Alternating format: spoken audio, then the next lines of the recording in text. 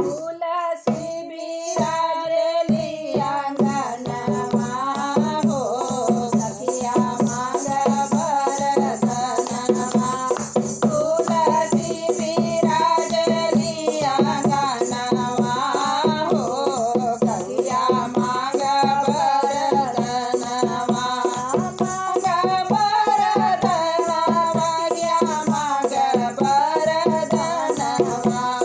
मांग वरदानमा सखिया मांग वरदानमा। धइले तबुल के भयनवा हो सखिया मांग वरदानमा। धइले तबुल के चरणवा हो सखिया मांग वरदानमा। तुलसी बिराजली आंगनमा हो सखिया मांग वरदानमा। तुलसी बिराजली आंगनमा हो सखिया मांग वरदानमा। तुलसी के बगिया बिराजे मोरे हरि जी। तुलसी के पतिया बिराजे मोरे हरि जी। हरि जी बिराजे संगे लक्ष्मी जी बिराजे। हरि जी बिराजे संगे लक्ष्मी जी बिराजे। ओनाहु से वरदानवा हो सखिया मांग वरदानवा। अरे ओनाहु से वरदानवा हो सखिया मांग वरदानवा। तुलसी बिराजली आंगनमा हो सखिया मांग वरदानवा। तुलसी बिराजली आंगनमा हो सखिया मांग वरदानवा।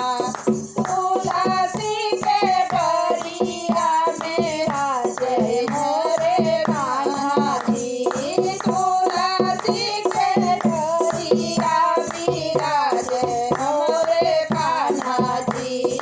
कान्हा जी बिराजे संग रूपमणि बिराजे।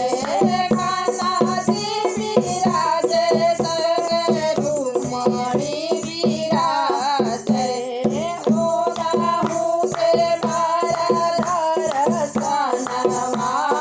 हो सखिया मांग वरदानवा। अरे ओनाहु के वरदर्शनवा हो सखिया मांग वरदानवा। तुलसी बिराजली आंगनमा हो सखिया मांग वरदानवा। तुलसी बिराजली आंगनमा हो सखिया मांग वरदानवा। तुलसी के मंजरी बिराजे मोरे भोला जी। तुलसी के मंजरी बिराजे मोरे भोला जी। भोला जी बिराजे संग गौरा जी बिराजे। भोला जी बिराजे संग गौरा जी बिराजे। अरे ओनाहु से नाग सोहगवा हो सखिया मांग वरदानवा। अरे ओनाहु से मांग सोहगवा